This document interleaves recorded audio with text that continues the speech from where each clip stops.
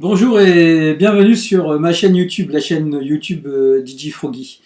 DJ Froggy ce jour pour vous parler un petit peu de l'univers disco mobile, de l'univers DJing, de ma manière de voir les choses et de vous expliquer en fait quelques éléments qui sont quand même fondamentaux par rapport à ma vision des choses. Donc tout d'abord on va revenir sur une première partie qui est la partie je dirais biographie DJ Froggy. Qui suis-je? Pourquoi aujourd'hui je suis animateur DJ en disco mobile? Tout d'abord, il faut savoir que je fais ça depuis mon plus jeune âge, depuis environ l'âge de 16 ans. Ça a commencé par, je vous mets dans le descriptif, par un premier ampli mono en ampoule récupéré chez mon oncle, avec une vraie passion pour cet univers de technicité, de musique, de l'univers musical DJ. Donc je suis même passé aussi par la musique de composition, c'est-à-dire j'avais un petit synthétiseur qui me permettait de créer mes propres mélodies, de faire différentes choses. Et je le mets dans le descriptif, c'est évident que c'est surtout cette partie aussi musique électronique qui m'a toujours beaucoup intéressé. Ça va être important parce que il est clair que aujourd'hui un DJ animateur qui n'a aucune connaissance musicale, ça me paraît un peu compliqué. Donc on va y revenir bien évidemment par rapport à ça. Donc ce que je voudrais dire déjà, moi je me définis plus comme DJ et animateur. C'est très important. Pourquoi? Parce qu'aujourd'hui un animateur, déjà au-delà d'avoir la connaissance musicale nécessaire au DJing, ça va être aussi un ambianceur, ça va être quelqu'un qui va s'occuper de votre soirée, qui va être attentif à l'ambiance générale, à la composition des invités, à tout ce qui se passe. C'est quelqu'un qui va être à l'écoute et qui va surtout, et ça c'est très clair, essayer de vous faire passer un bon moment. Un bon moment, ça veut dire quoi aujourd'hui? Ça veut dire surtout avoir des souvenirs, c'est-à-dire se dire, cette soirée que j'ai passée avec DJ Froggy, c'était vraiment une soirée d'enfer. On s'est bien amusé, et ça c'est important. Donc bien évidemment c'est lié aussi à la connaissance technique, c'est-à-dire il faut être aussi un très bon technicien du son et des lumières. Donc ça, on va revenir aussi par rapport à ma manière de fonctionner. C'est très important aussi, bien évidemment, on ne peut pas travailler n'importe comment avec n'importe quoi. Sur cette partie-là, on va y revenir de toute façon, ne vous inquiétez pas dans la suite de la vidéo.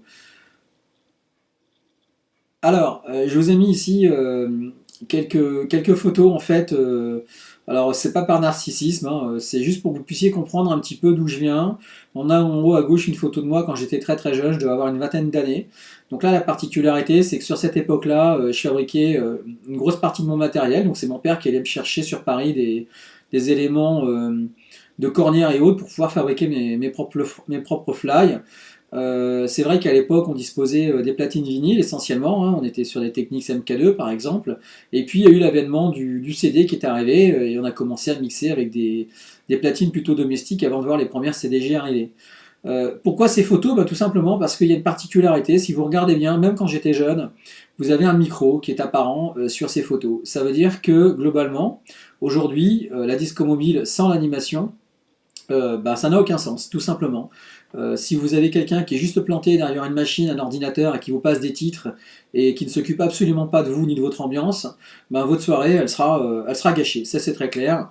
Elle sera gâchée. Il peut venir avec le meilleur matériel du monde, avec des packs d'enceintes énormes, avec des enceintes de partout, avec des ponts de lumière qui sont souvent d'ailleurs pour certains démesurés. Mais si derrière vous n'avez pas quelqu'un qui sait ambiancer, votre soirée elle va être très très compliquée. Donc ça, c'est important à mon sens de bien faire la différence entre un DJ pur, qui est DJ discothèque, et un DJ animateur disco mobile. C'est très très différent.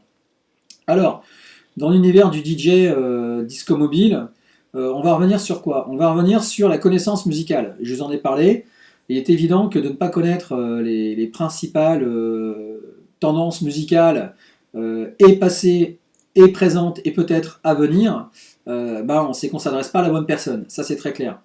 C'est-à-dire que si vous avez quelqu'un de très très jeune et à qui vous demandez, je ne sais pas, un passo doble ou autre et qui ne sait pas ce que c'est, là vous allez avoir un gros problème.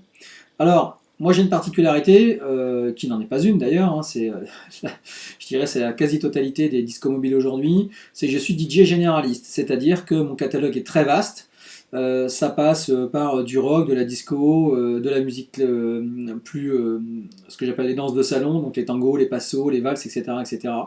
Jusqu'aux musiques les plus récentes, musique de dance floor et autres, d'accord.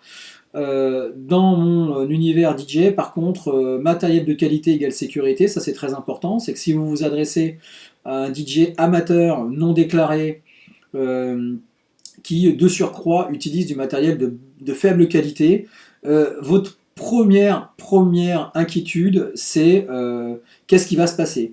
Si l'ordinateur plante dans la soirée, qu'est-ce qui se passe? Si le matériel ne fonctionne plus dans la soirée, qu'est-ce qui se passe? C'est ce qui va faire la différence entre une disco mobile de qualité et une disco mobile bas de gamme, premier prix. Donc ça c'est très important aussi. Et puis surtout, quelqu'un qui a un peu d'expérience et quelqu'un qui est capable de réactivité. C'est-à-dire, si votre soirée s'effrite un petit peu, que ça danse un petit peu moins, et ben quelqu'un qui a un petit peu plus d'expérience va être capable de relancer la machine, de relancer votre soirée. Et ça c'est primordial bien évidemment pour vous en termes d'animation. Ça l'animation d'ailleurs on y reviendra un petit peu aussi par rapport à ça. Donc ça c'est vraiment ce qui concerne la particularité de l'univers DJing disco mobile. Sur le matériel, pour ma part, je suis très exigeant en termes de matos. J'ai démarré petit et au fil des soirées, ça m'a permis de grossir en termes de matériel. Donc aujourd'hui, je travaille sur une table Pioneer XDJ-RX. Donc pour ceux qui ne connaissent pas, c'est ce qu'on appelle un standalone de chez Pioneer qui est très stable. Donc ça, c'est vrai que quand on démarre déjà une soirée avec ce genre de matériel, on a quand même une sécurité d'avance par rapport à des gens qui arriveraient avec un petit contrôleur basique de faible marque et un ordinateur chargé de titres téléchargés sur internet remplis de virus. Là, ça peut être compliqué. Je suis sur un compte Lumière Contest, American DJ, contrôleur Starway, table Yamaha, micro AKG et Shure, donc je passe sur les détails, mais il est clair qu'aujourd'hui c'est ce qui justifie aussi le prix de certaines prestations. Il est clair que il y a des gens qui vont brader certaines soirées, qui en plus vont faire des kilomètres. Là pour le coup j'imagine qu'ils n'ont même pas intérêt à déclarer, ça me paraît très compliqué, mais c'est ce qui va faire la différence aussi en termes de sécurité, de matériel et d'animation, bien sûr par rapport à ça, au-delà bien évidemment des puissances et de tout le reste. Donc ça c'est vrai que c'est important pour vous à noter. Ensuite, on va retrouver toute la partie, je dirais, complément, c'est-à-dire les options possibles sur une soirée. C'est-à-dire une soirée aujourd'hui, de manière basique, vous avez un set son, vous avez un set lumière, vous avez un DJ animateur. Maintenant, qu'est-ce qu'on peut proposer de plus? Ce qu'on peut proposer de plus, c'est pas mal d'options différentes. C'est-à-dire, par exemple, une mise en lumière d'ambiance. Certaines personnes vont vous dire, bah, moi, mon thème ce soir, c'est telle ou telle chose, et j'aimerais que voilà, vous puissiez idéalement me construire une lumière d'ambiance. Ensuite, ça peut être la vidéoprojection. La vidéoprojection, aujourd'hui, sur la plupart de mes soirées, c'est une option, elle est payante, d'accord? Ça peut être le montage de films, c'est-à-dire, moi aujourd'hui, je suis équipé pour vous créer un montage de film, c'est-à-dire, je vais reprendre votre base de vidéos, de photos, on va s'en servir pour créer donc un fil, il y aura un fil conducteur, on peut mettre des titres, on peut l'animer, etc., etc. Donc ça, ce sont des options possibles aussi. Je suis équipé aussi de ce qu'on appelle une grue Luma, donc ça c'est une grue panoramique, c'est pour appareils photo et vidéo, ça permet de faire des travelling et des rotations de manière très très belle et très propre sur certaines animations. Et puis bien sûr, en complément, on va retrouver toute la partie jeu et animation, qui là pour le coup, c'est ce qui fait un petit peu la différence entre un animateur moyen et un animateur un peu plus expérimenté qui va vous savoir gérer votre soirée. Donc ça c'est important aussi. Donc tout ça aussi pour résumer, qu'est-ce qui se passe aujourd'hui sur le marché? Le rapport qualité-prix. Savoir une chose, et je pense qu'il faut que ça devienne un adage, les bons DJ ne sont pas bon marché. Ça, il faut vraiment être très clair là-dessus. Et les DJ bon marché ne sont pas bons. Pourquoi je dis ça? Parce qu'aujourd'hui, il est clair qu'il y a quand même une recherche de premier prix à tout prix sur l'animation. C'est une grosse erreur. L'animation aujourd'hui, vous fassiez votre anniversaire, vous partiez en retraite, que vous fassiez votre mariage, qui est quand même normalement le plus beau jour de votre vie, doit rester à souvenir au niveau de l'animation, de la musique et de la prestation du DJ, quelque chose de primordial. Donc ce ne sont pas des budgets à prendre à la légère, Ce sont des budgets qui sont à considérer selon les options qu'on vous propose. Alors bien évidemment, après certains proposent des prix qui sont totalement délirants et qui sont sans aucune mesure avec ce qui devrait être fait. Euh, mais il faut rester raisonnable, c'est-à-dire aujourd'hui demander à quelqu'un de vous animer une soirée jusqu'à 4 ou 5 heures du matin pour 150 euros, je pense qu'à un moment il faut oublier. Pour 150 euros, ben, vous allez chercher vous-même votre matériel, vous louez, hein, il y a des boutiques partout en sono qui louent du matériel, lumière, son et autres, et puis vous faites votre propre soirée avec votre ordinateur et vous vous débrouillez. À partir du moment où vous engagez quelqu'un qui se déplace, qui va mettre en place du matériel de qualité et qui va vous faire une prestation et qui va s'occuper de la prestation du début à la fin, je pense qu'il est important que la partie budgétaire soit considérée de manière correcte. Ça, c'est vraiment primordial. Aujourd'hui, on se rend compte que la part animation est beaucoup trop faible dans la plupart des animations. Donc voilà, donc il faut rester concret par rapport à ça. Faut pas oublier que derrière il y a un investissement matériel qui est quand même conséquent, qu'il y a du renouvellement de parc qui est conséquent. La plupart des animateurs aujourd'hui ne rachètent pas du matériel uniquement pour faire plaisir aux distributeurs et aux vendeurs de matos. C'est aussi parce que bien évidemment ils veulent que les prestations s'améliorent, que voilà, que le parc lumière soit de mieux en mieux, que l'informatique musicale soit de mieux en mieux, que l'informatique lumière soit de mieux en mieux.